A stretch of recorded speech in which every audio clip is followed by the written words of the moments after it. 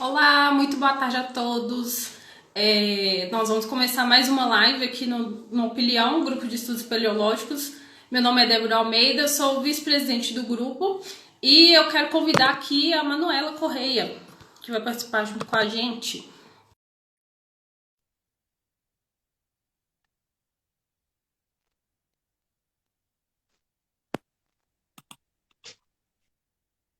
Olá, Manuela. Olá, boa tarde, tudo bem, Débora? Tudo ótimo. Deixa eu fazer uma pequena Que introdução bom. aqui, falar um pouco do nosso grupo. Nesse Tudo bem, fica à vontade. Obrigada. Nesse tempo de pandemia, a gente está aí se reinventando, né? Fazendo vários eventos ao vivo, né? E esse é um deles. Nosso grupo existe aí há um pouco mais de um ano, né? E se inscrevam aí nas nossas redes sociais. Nós estamos postando todas as nossas lives no YouTube. Tem o link aí na bio do Instagram. Se vocês não seguem a gente ainda, sigam a gente no Instagram e a gente também tem uma página no Facebook. Bom, vamos falar um pouquinho então com a Manuela. A Manuela é geógrafa, mestre e doutora em análise ambiental, não é isso, Manuela? Fala um pouquinho para a Isso, gente da sua formação. tá bom. Bom, em primeiro lugar, eu quero agradecer o convite, né, feito pelo grupo. Agradecer aí a Débora, agradecer a Antoniel pelo interesse, né, de eu estar participando aqui com vocês hoje. Para mim é um prazer estar falando de espeleologia, de cachos, de cavernas. E agradecer aí a participação de todos, né? Já vi que tem alunos aí da pós-graduação de gestão ambiental, Josimar, Cristiano Frois, do IEF. Boa tarde aí a todo mundo. Bom, a sua pergunta foi como é que eu iniciei meu início no CAST, na E fala um espeleologia, pouquinho Débora? da sua formação, né? E como que você entrou, né, nas cavernas, no kart, como que isso entrou na sua vida acadêmica e na sua vida também. Tá bom. Bom, o meu primeiro contato com a espeleologia, ele aconteceu de fato na graduação, tá? Durante a graduação, eu sempre tive um interesse maior pelas disciplinas da geografia física, né? Então, eu fui bolsista de climatologia, tanto na área de monitoria como na área de iniciação científica, e depois eu comecei a ser bolsista de geomorfologia do professor André Salgado, na época, né? Minha iniciação científica era com ele. E naquela época tinha algumas pessoas começando a trabalhar com CAST, né? Lá na UFMG, né? Minha formação da geografia e licenciatura foi na UFMG. Então, naquela época, havia algumas pessoas começando a trabalhar com CAST. Na época, eu lembro que era a Tatiana Souza. E eu acabei tendo contato com essa literatura, né, com essas referências, e acabei me encantando com esse mundo da espeleologia.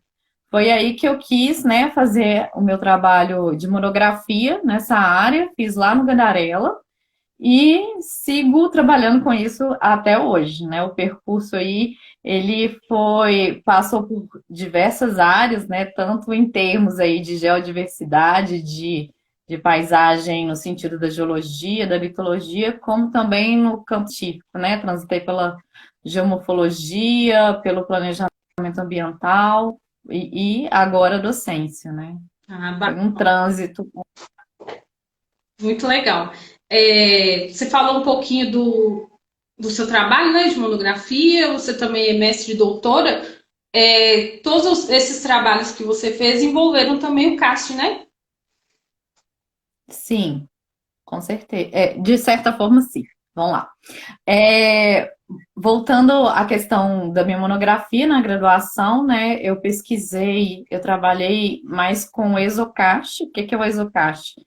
Seriam essas feições mais superficiais, que a gente chama de dolina, uvala, tem poliês, né? A gente tem essas formas e a gente reconhecia essas formas lá no dolomito da Serra do Gandarela. O dolomito é uma rocha carbonática, mas esse dolomito que pertence à formação Cauê, que é essa formação do grupo Itabira, né, uma formação geológica, ela estava associada ao Itabirito, tá?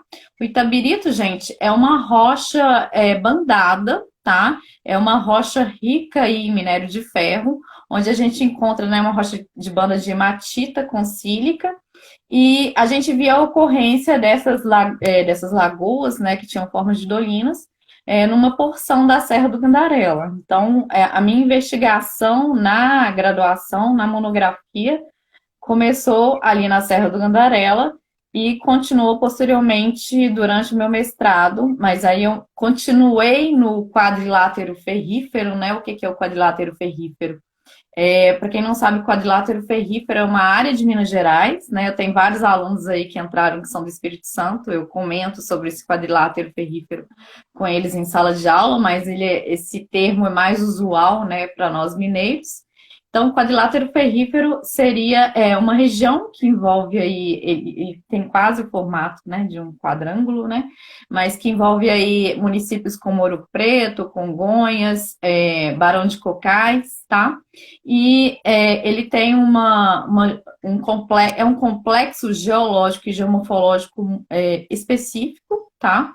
E nele eu tenho a ocorrência desse minério de ferro, né? Onde as mineradoras atuam, porque essa rocha Itabirito é rica no minério de ferro, que é a hematita, né?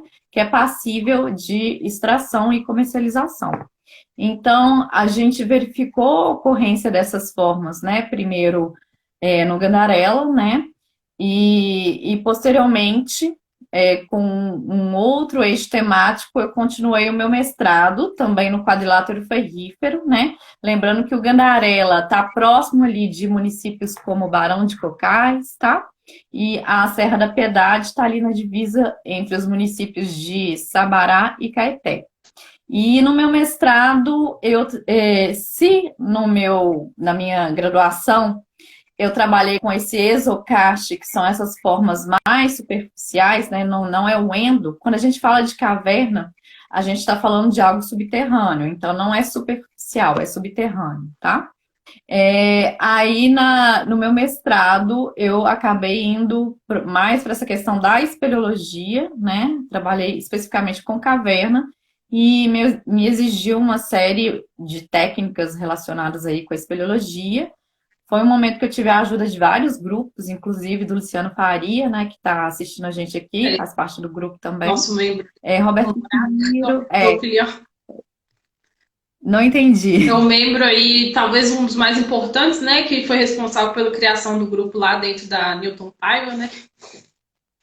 Não duvido, porque ele sempre foi entusiasta dessa questão de difusão do conhecimento da espeleologia, de ajudar pesquisadores nessa área, e ele me ajudou muito durante o meu mestrado da Serra da Piedade. Bacana. Não só ele, como outros grupos também, Meandros, Aleda, que também auxilia na topografia, mas o Luciano foi uma pessoa fortemente presente aí nessas etapas mais técnicas de topografia, de prospecção, foi um diferencial na minha pesquisa. Bacana. Pessoal, aí eu falei eu acho que você, né, a luz está um pouco escuro. Não, dá para enxergar. Tá, okay. Só queria dar um aviso aqui pro pessoal, se vocês tiverem alguma pergunta, algum questionamento, vocês podem enviar aqui no chat e no finalzinho a gente vai tentar responder todas as perguntas, tudo bem? Bom, então, Manuela, você falou do seu mestrado, né?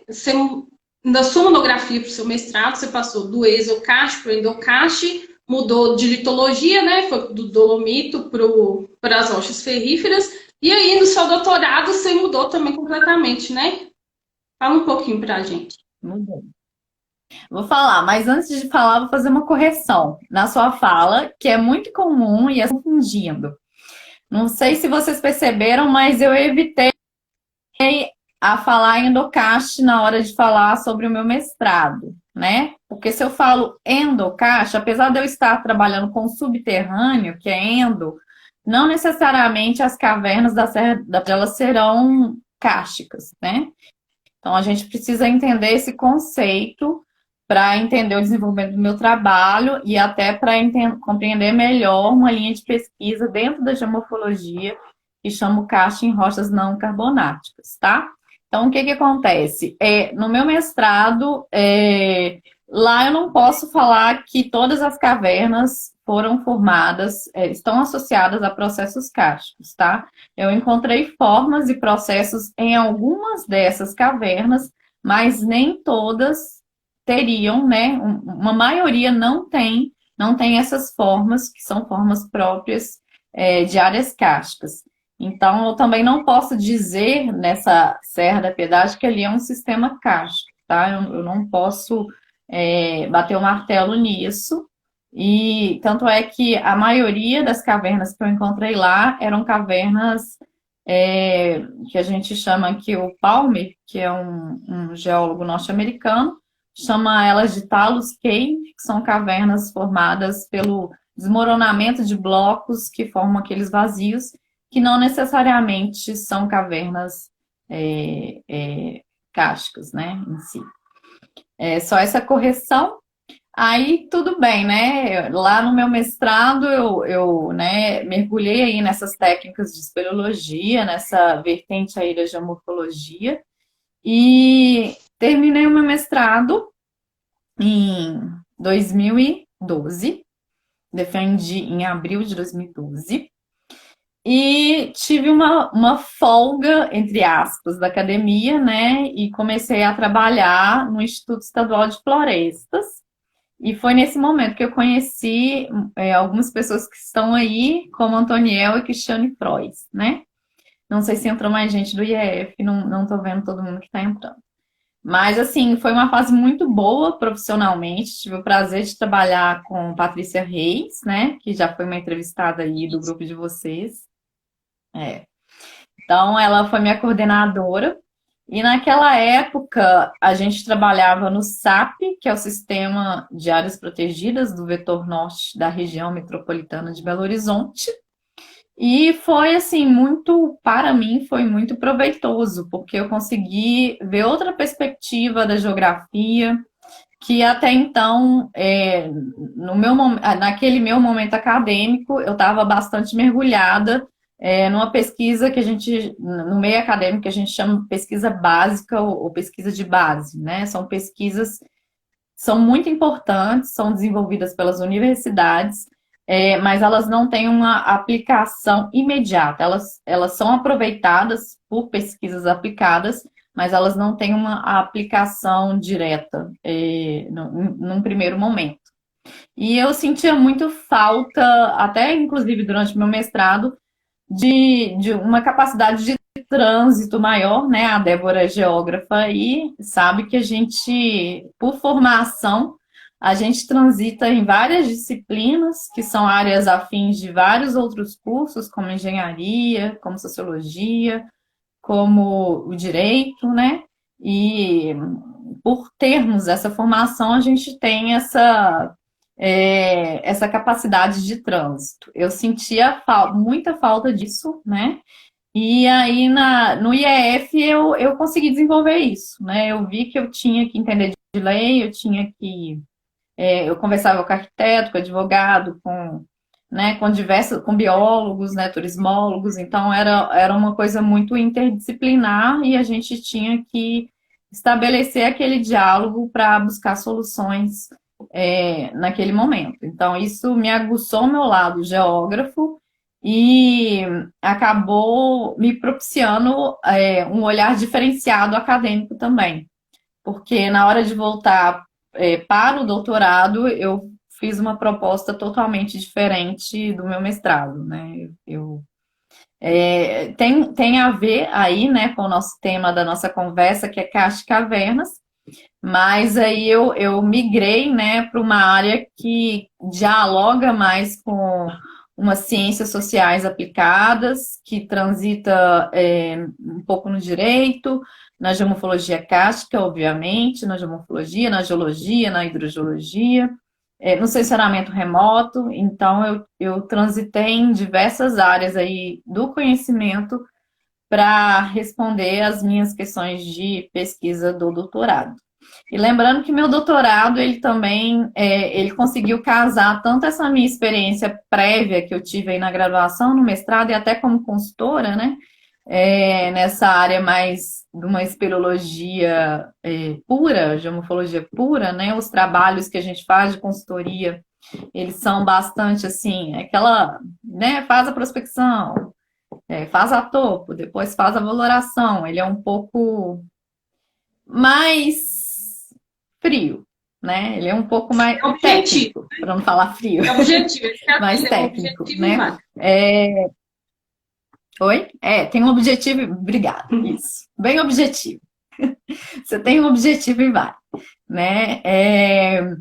Já no, né, eu tinha essa pegada, já no doutorado eu transitei, né? Foi muito bom, assim, foi uma parte muito importante da minha trajetória acadêmica que eu consegui me encontrar.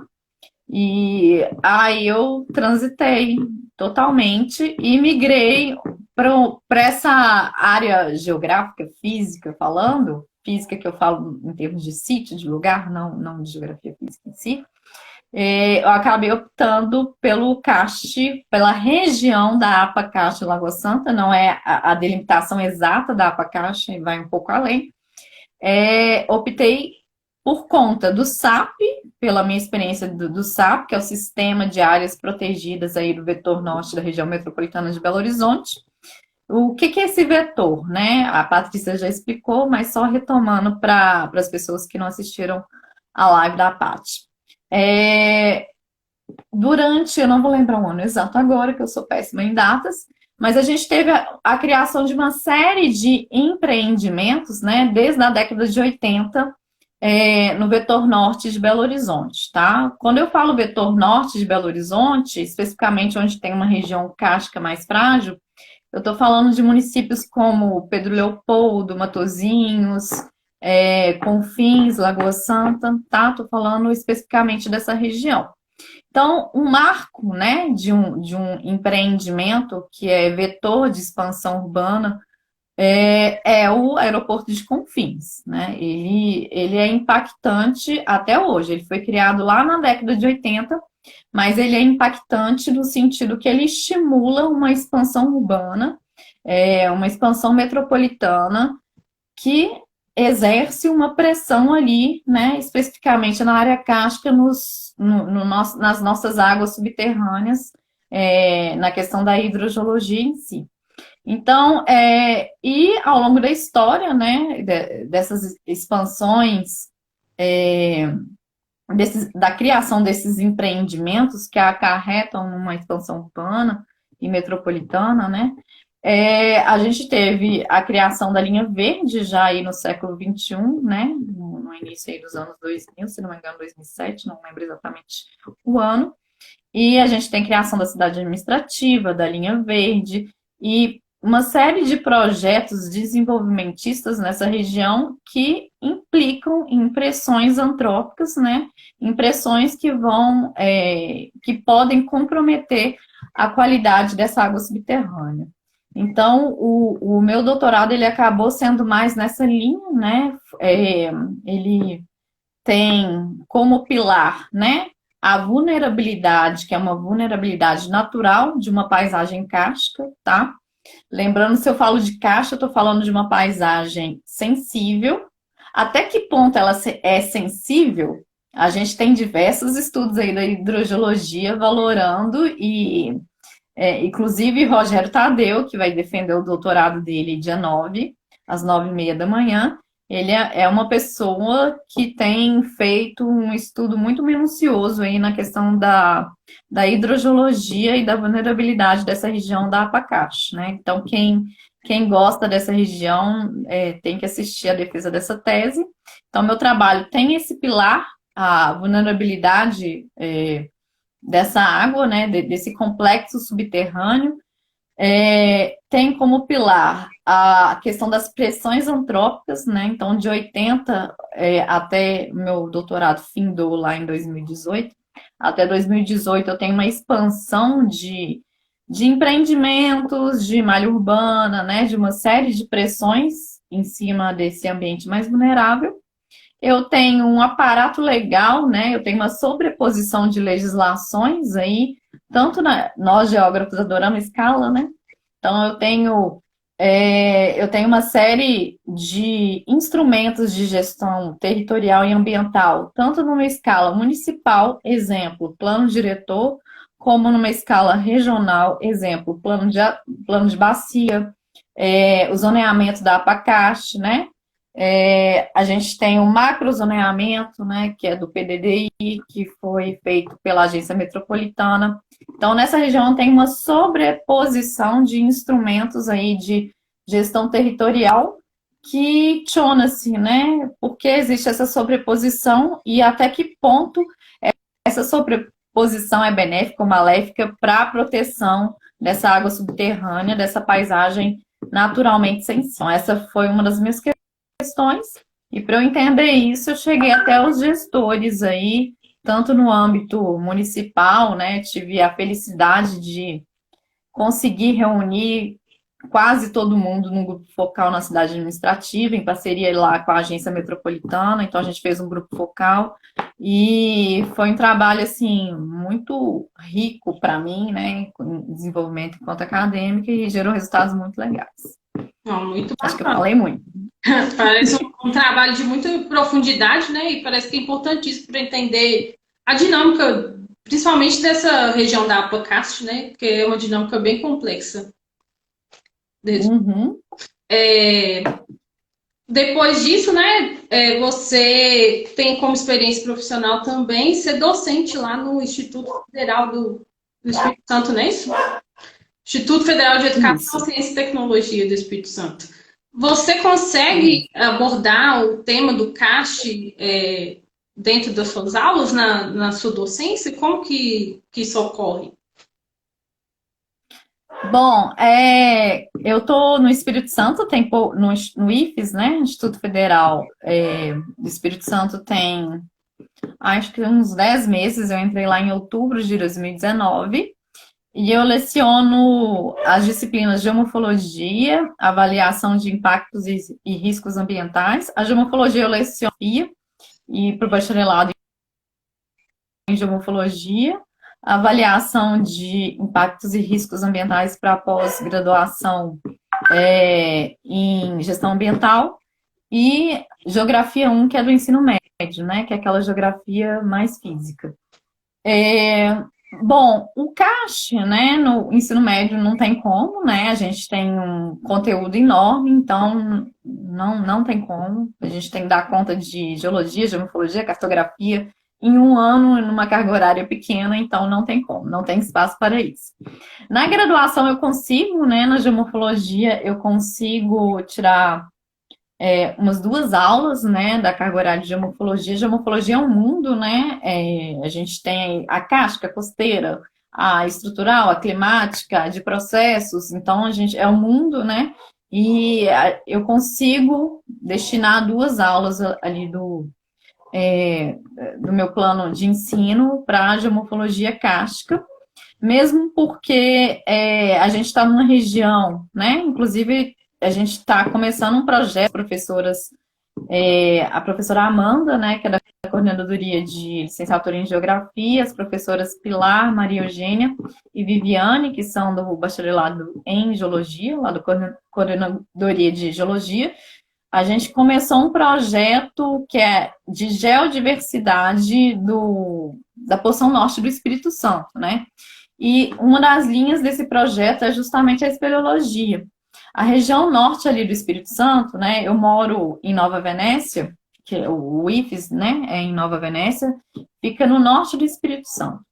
E essa região norte, ela é bastante marcada pela presença de afloramentos de granito, né? E esses granitos já tem alguns autores que já pesquisaram de forma assim mais superficial nessa região e falaram da ocorrência de cavidades em granito dessa região. Então, uma das nossas propostas de pesquisa é justamente direcionar, né, os nossos alunos, incentivar a científica a estudar essa região norte, né, para a gente fazer uma prospecção, levantamento, um estudo preliminar, né, uma topografia dessas cavernas em granito na região norte. Então, eu consigo abordar, né, eu vou desenvolver, né, esse projeto, a gente vai escrever Inclusive tem uma bolsa PIBIC, né, que eu pretendo escrever um projetinho para aluno de graduação nesse sentido. E também na pós não dá tempo. Na pós, que é avaliação de impacto ambiental e riscos ambientais, se eu cito muito superficial e muito por alto, porque é uma disciplina de só 30 horas e é um mundo também, né? Eu prefiro explorar as experiências dos meus alunos e fazer esse intercâmbio de conhecimento do que ficar só na minha experiência. Mas eles sabem, no meu primeiro dia de aula, eu sempre falo sobre a minha trajetória, então eles já sabem que eu, né, passei por isso. Passo por isso e faço isso, né? Então, isso acaba sendo um desafio, né, dentro da sua profissão na docência, né, até abordar, né, o assunto, né, você tem muito pouco tempo para abordar e talvez não dê tempo de falar sobre tudo, né? Tem algum outro desafio que você enfrentou fazendo a pesquisa com cavernas, com o cache, principalmente na questão do sistema SAP que você atuou? Ah, com certeza. Sim, tem vários desafios, assim. Especificamente do SAP, a ideia inicial do projeto é muito legal, né? O que é o SAP, né? A gente, igual comentei com vocês, a gente tem a instalação de diversos empreendimentos aí no Vetor Norte.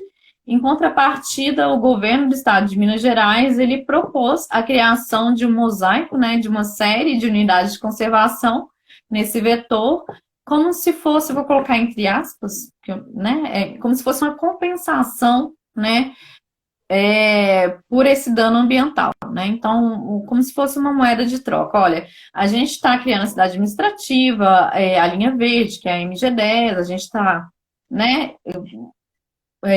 incentivando, né, fomentando esse desenvolvimento, essa expansão metropolitana. Em contrapartida, o IEF, que é o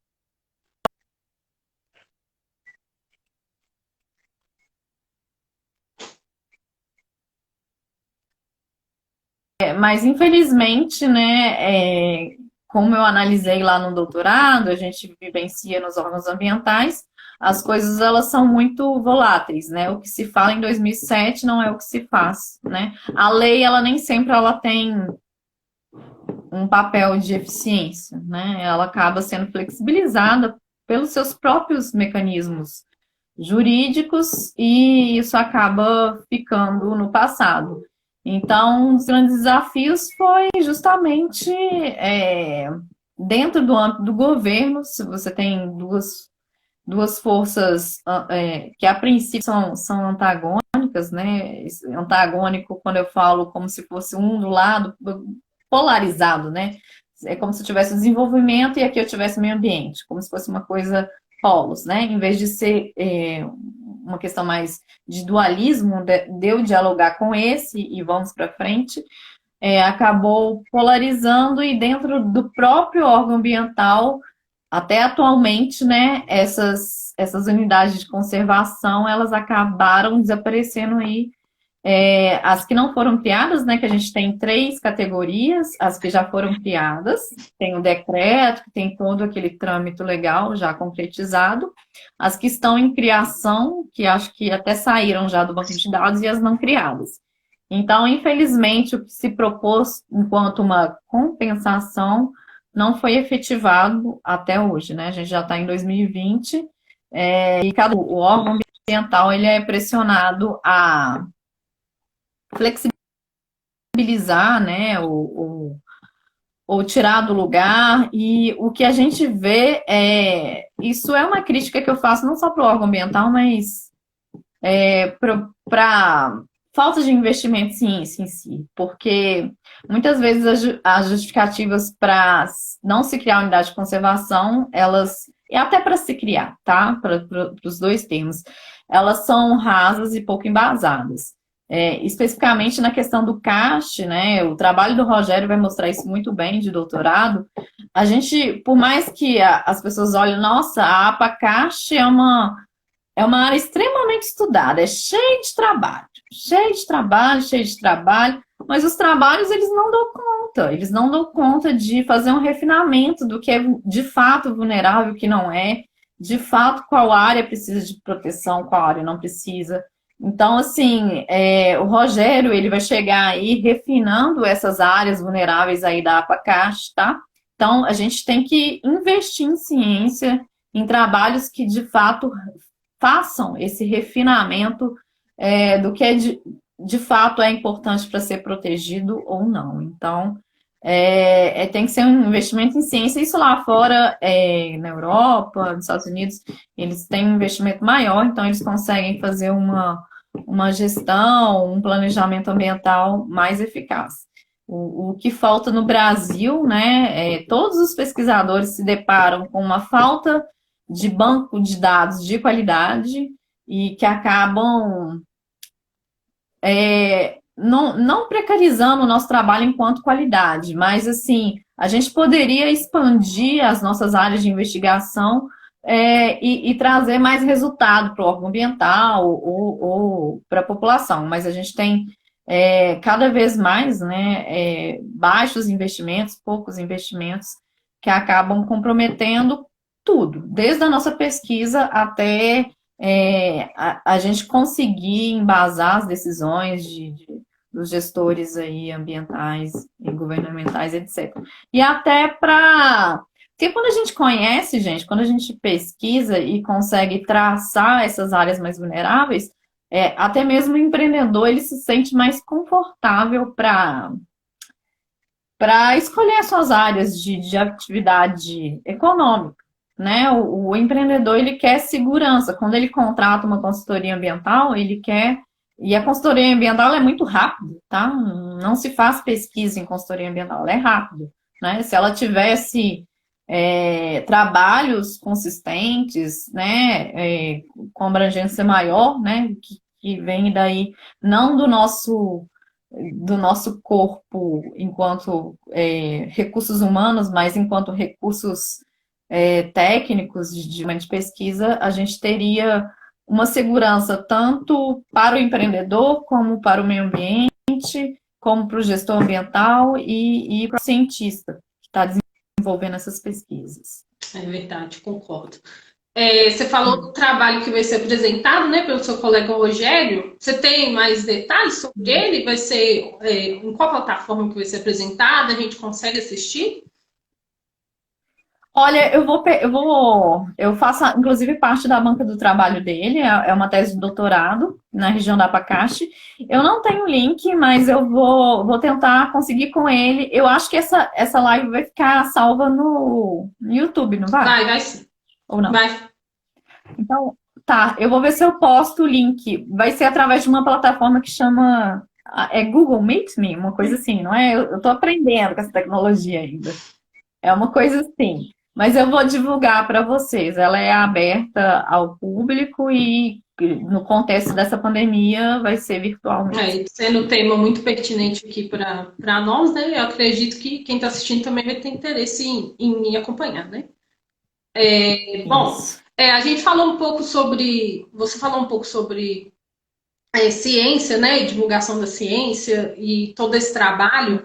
Em 2019, ocorreu aqui em Belo Horizonte, né? O Simpósio Mineiro do CAST, e você participou na organização e na comissão avaliadora dos resumos, né? Você pode explicar um pouquinho para a gente como que esse evento funciona e como que foi essa experiência?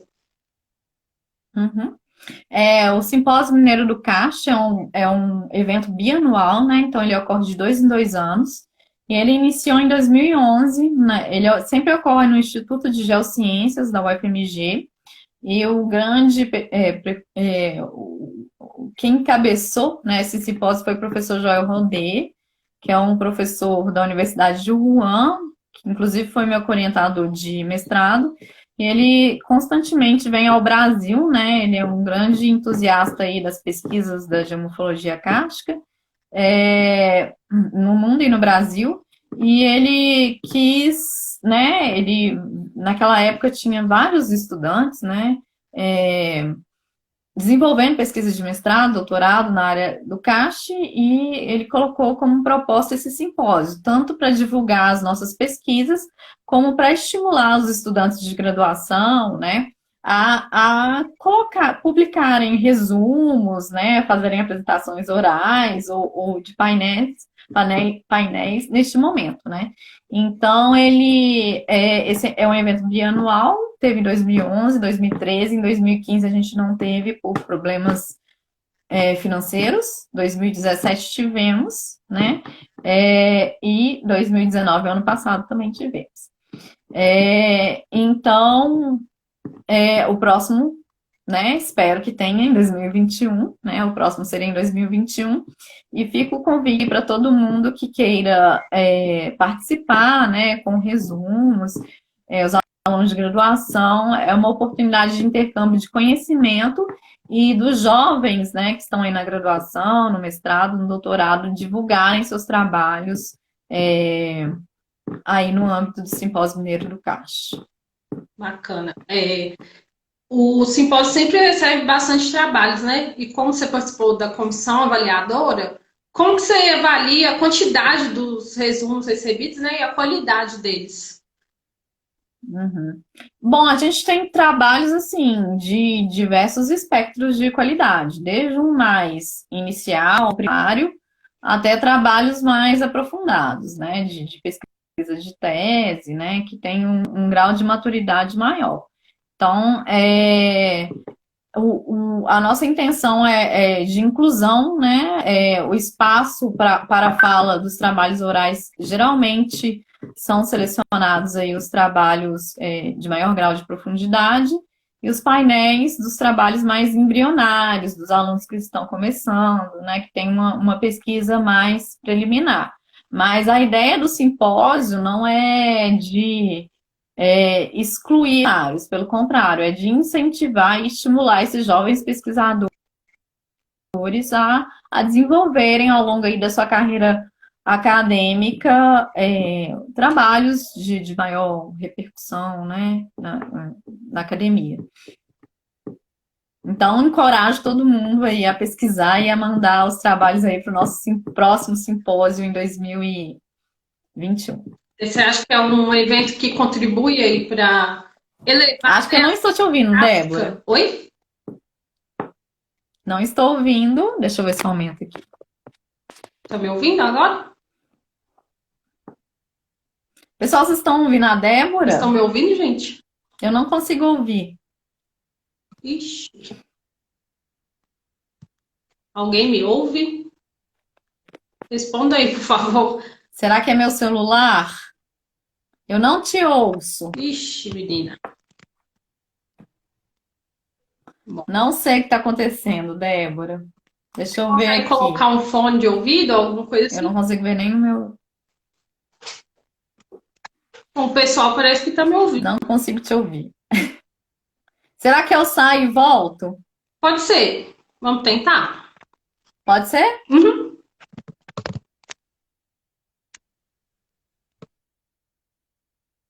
Probleminhas técnicos. Vou tentar adicionar a Manuela de novo aqui.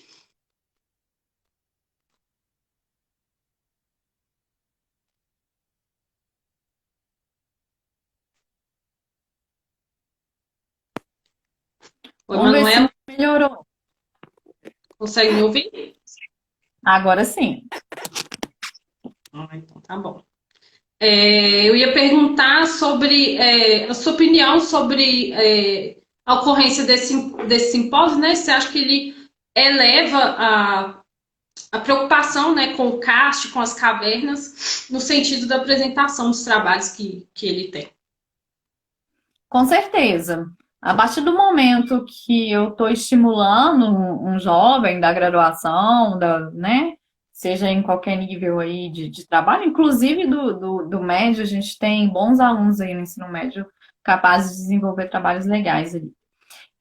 Quando a gente estimula, né, a gente não está estimulando não somente conhecimento em termos de conhecimento acadêmico, mas aquela pessoa ela pode ser uma multiplicadora, né? Aquele jovem que está pesquisando, ele pode ser um futuro professor de geografia que pode incluir ali nas suas metodologias de ensino algo sobre cavernas, sobre karst, patrimônio geológico, geomorfológico. Então, não se finda na pesquisa, pronto, acabou. Aquele ser que está em formação, ele é um ser também multiplicador, ele pode vir a ser um ser multiplicador, seja no âmbito do ensino formal, né, quando eu chamo de ensino formal, as escolas, a universidade, os institutos, mas também no âmbito do ensino não formal, projetos de educação ambiental, seja dentro de uma empresa, né, da instituição que ele trabalha, ele carrega esse olhar, ele carrega esse conhecimento e pode ser um cara multiplicador que vai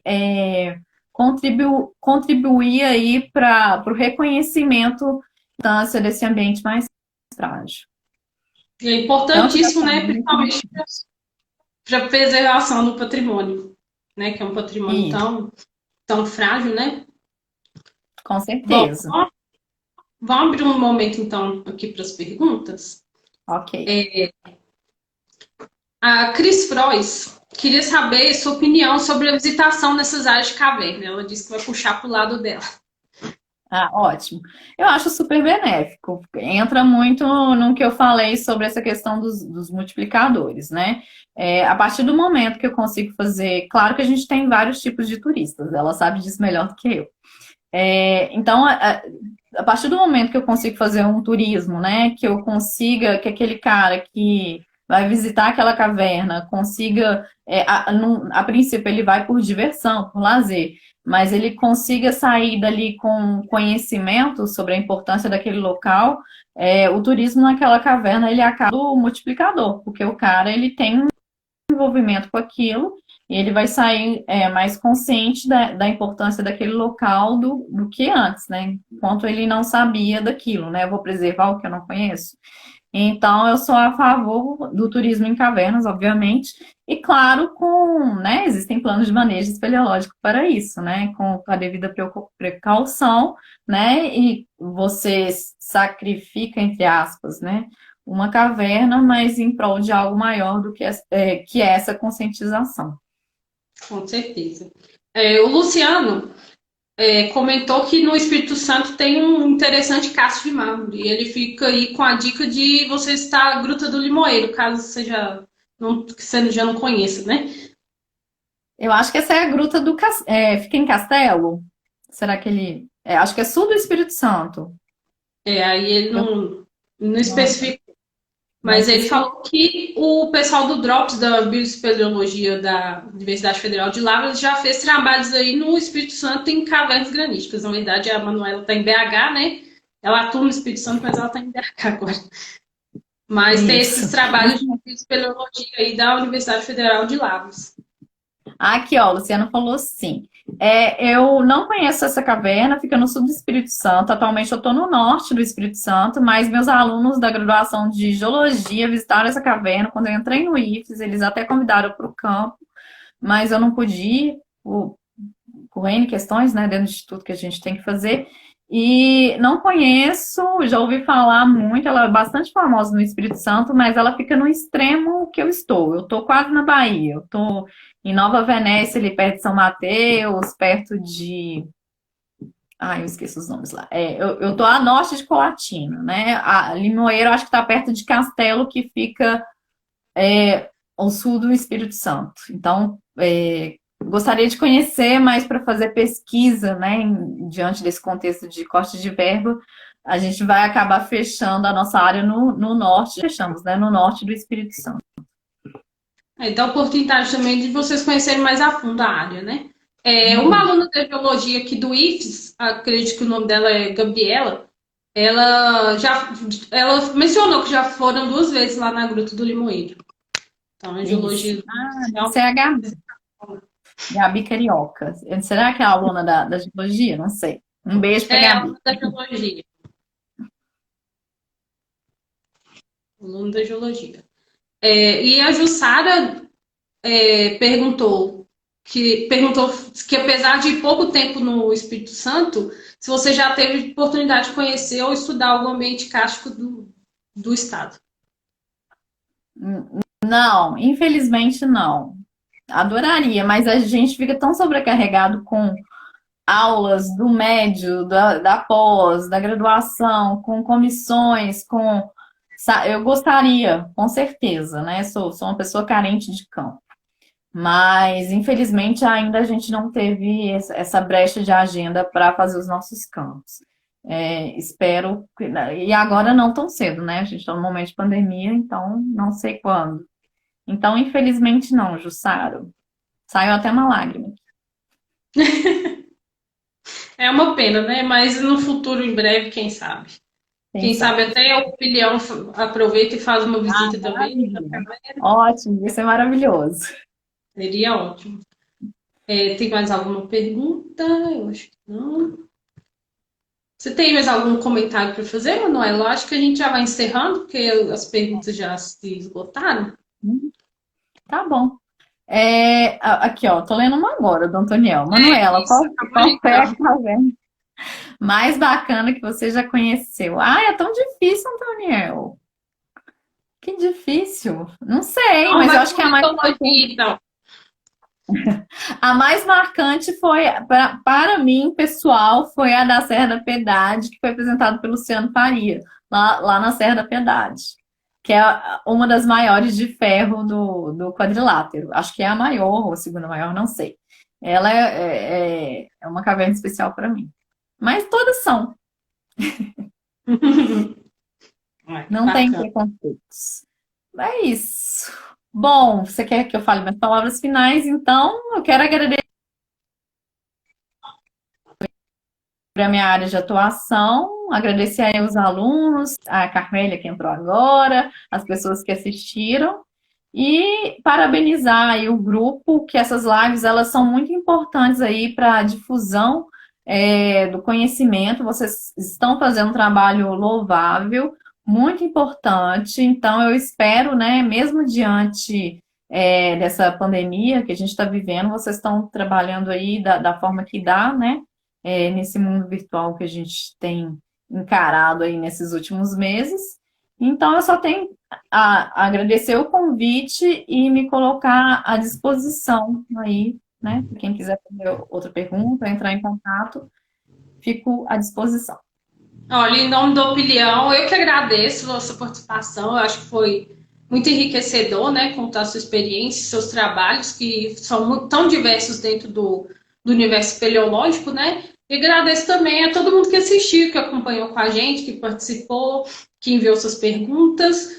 Se inscreva no nosso canal do YouTube, o link está aqui na bio do Instagram. Siga a gente no Facebook e aqui no Instagram também, para saber das próximas lives que a gente pode realizar. Tá joia? Um abraço a todo mundo e até mais. Muito obrigada mais uma vez, Manuela, e até a próxima. Eu que agradeço. Beijo e até mais, gente. Tchau, tchau. Tchau, tchau.